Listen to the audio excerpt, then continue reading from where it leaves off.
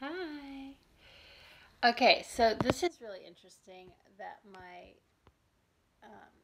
camera, you can see all this stuff. These are my covers, and this is my teddy bear. Actually, I'm gonna hold Teddy. So I have had Teddy since my son was born. This is from his baby shower. So I've had Teddy for 17 years. And for me, that's a long time to have something. And one stuffed animal that's still doing really well. I mean, he's just like, he's holding up. And we've been sleeping with him consistently for 17 years. So he is doing really well. I've washed him a couple times. But he's a little brown bear from Bloomingdale's, I think. Little brown bear. He's a goond little brown bear. So this is all about the feels,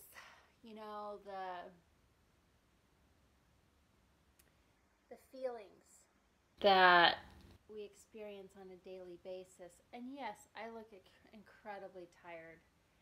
Um, One of the reasons for that is I live in an apartment building now, which I haven't lived in an apartment in a really long time. And I'm surrounded. I'm in a middle floor, so I've got people above me, people below me, people on either side of me, people across from me, everywhere. And yeah, so, and wireless technology, EMFs, radiation, all kinds of stuff happening. There's a nuclear test site right there behind my house, about 4 miles away. So there's a lot of things with the feels, the feeling tones of things that we can absorb energetically that, um, we don't think about every single day. But those of us that are sensitive, we tend to convince ourselves that those things aren't affecting us outside of ourselves. And in the truth, they do affect us. Everything in our environment, everything is energy, and everything affects our environment. So it's really important for us to pay attention to those things that give us signs and sort of signals that something is off or something is affecting us in a particular way. And sometimes it takes us a while to trace to what that actually is and to understand how that's affecting us, right? And so this is one of my most beautiful things that affects me in a positive way. So I keep him, hi Kirsten. I keep him close. I keep him with me always. I haven't had him actually for the last couple of years because I've been out of the country, and so he was in storage.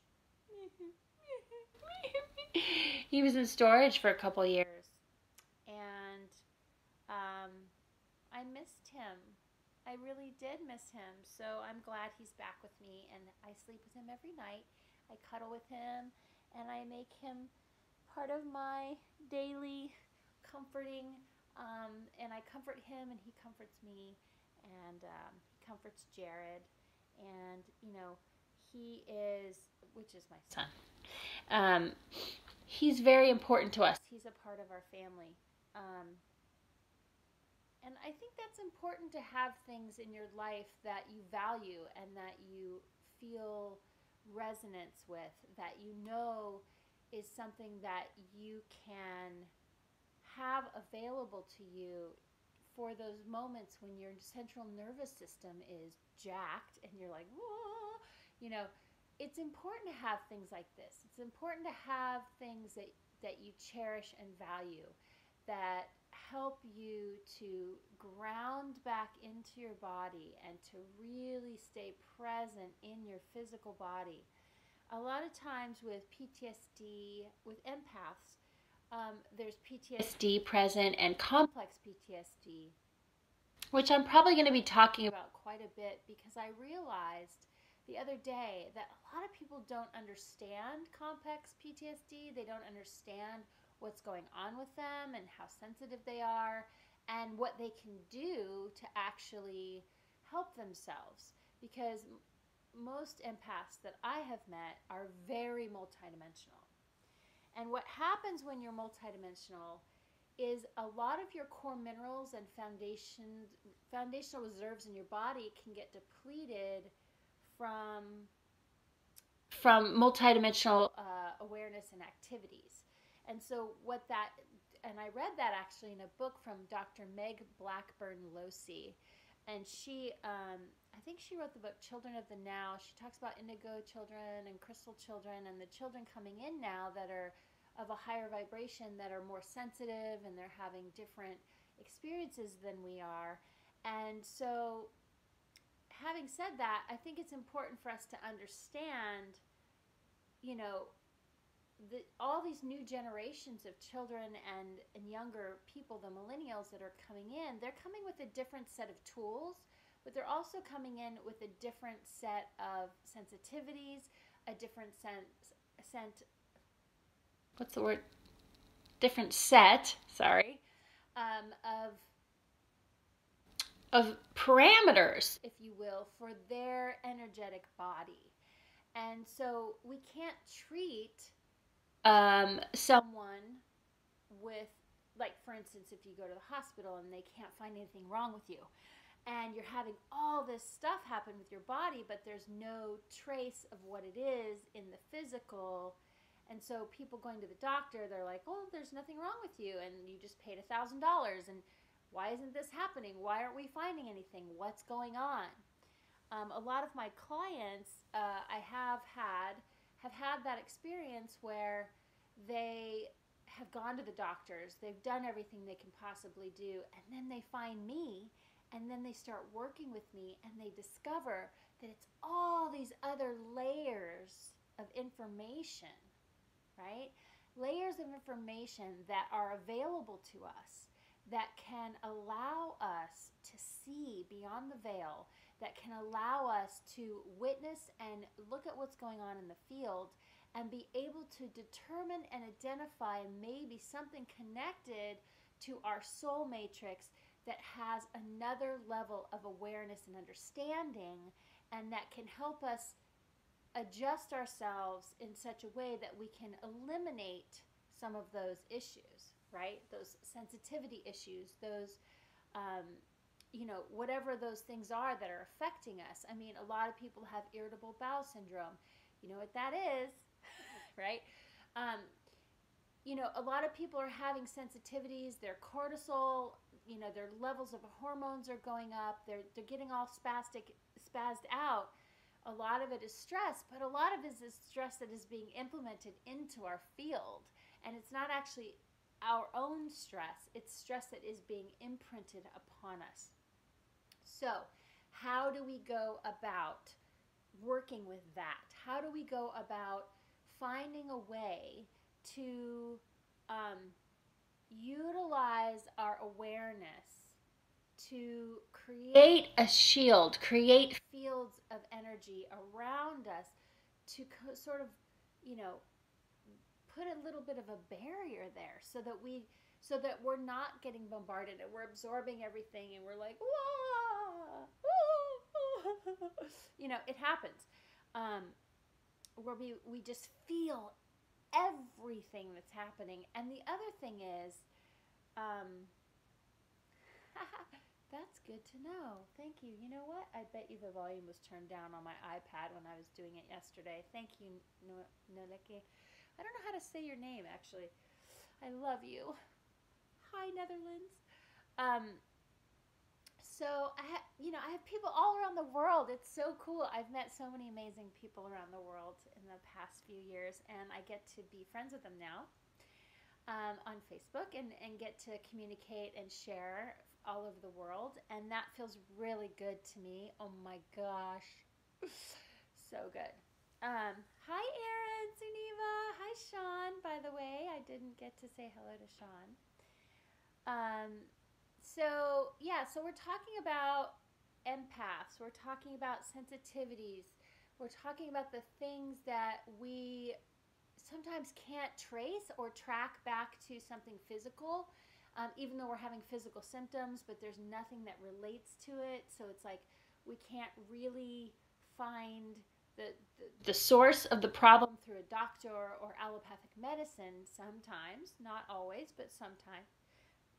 And then, when you've exhausted all your options, what do? Where do you go? Well, my clients with me have exhausted all their options and they're at a point where they really, really want to figure out what's going on. And so what happens is we dive deep into the Akashic field and we look at the soul matrix. We look at all the levels of what's going on and tracking and tracing any little thing that's like, so we talk to the body, right? We say to the body, okay, we look at what's going on. Where's the densities? Where are the blockages? What's going on there? I'm being general, but it gets really intense because we find that there's all kinds of things that could potentially reveal themselves through that process. And if we don't have a set of tools, if we don't have things to help us in those moments, to create balance and harmony when we need it the most, we end up maxing out. We go into PTSD and we spiral out of control.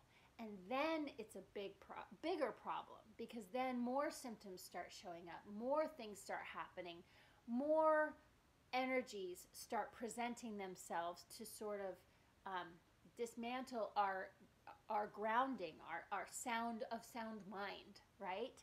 And so we need to have tools available to us and tools present with us that we can utilize in order for us to navigate these realms of complex PTSD and PTSD in general, and sensitivities and empathic natures.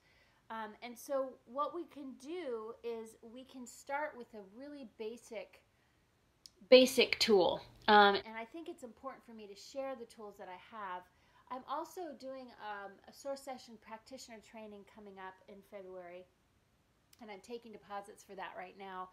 And that is a year-long, actually it's 13 months. It's a 13-month program where we are going to dive super deep into the soul matrix, and we are going to do the work ourselves.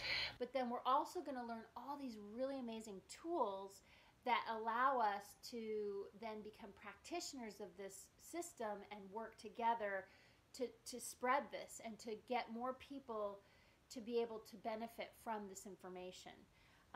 And so I'm taking deposits for that right now. If you're interested, just private message me and we'll talk about that.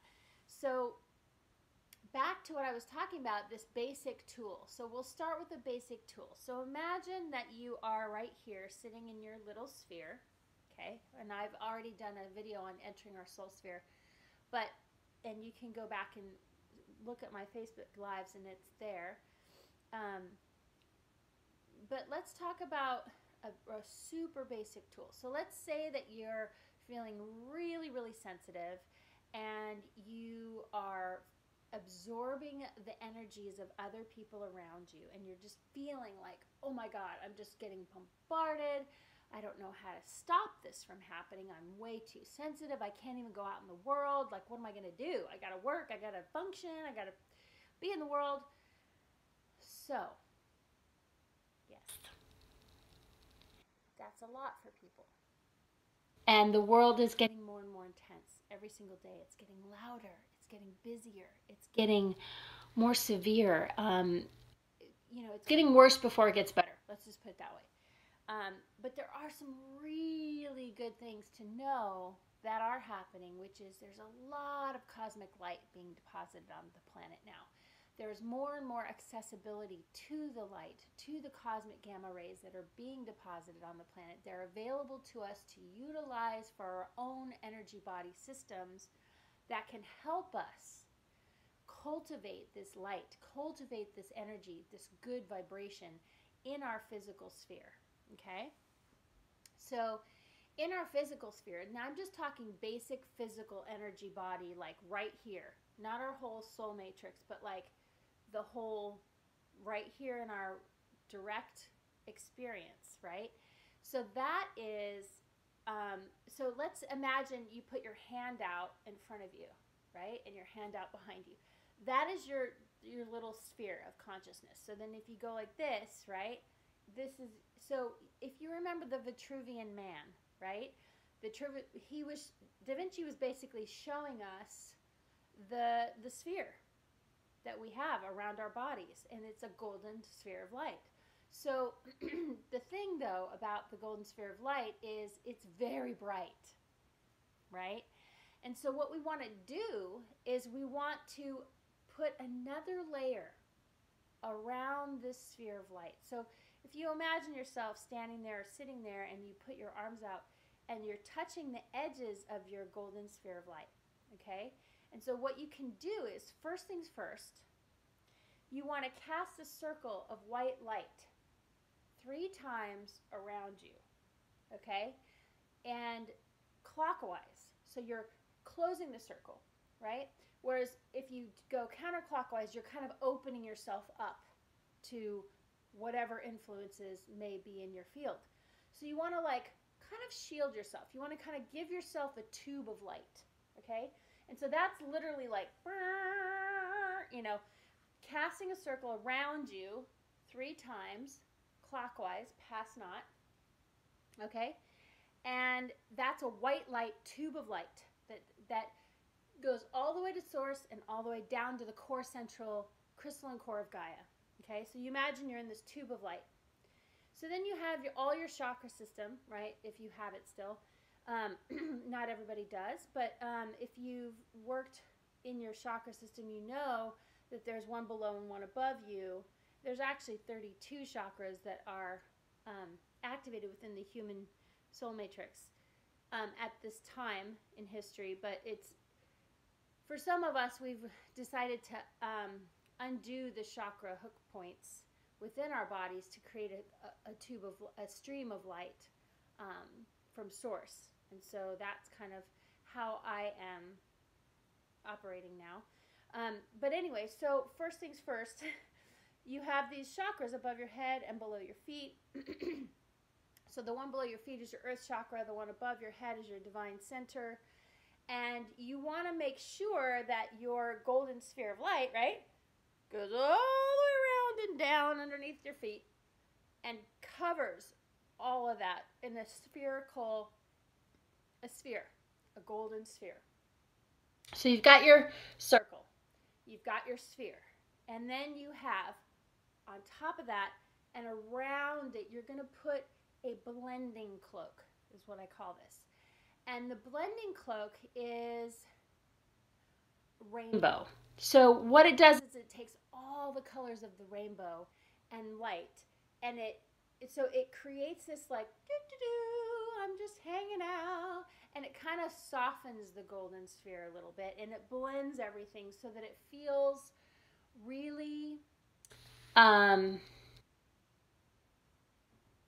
like it's almost invisible to anything shadowy. I'll just put it that way.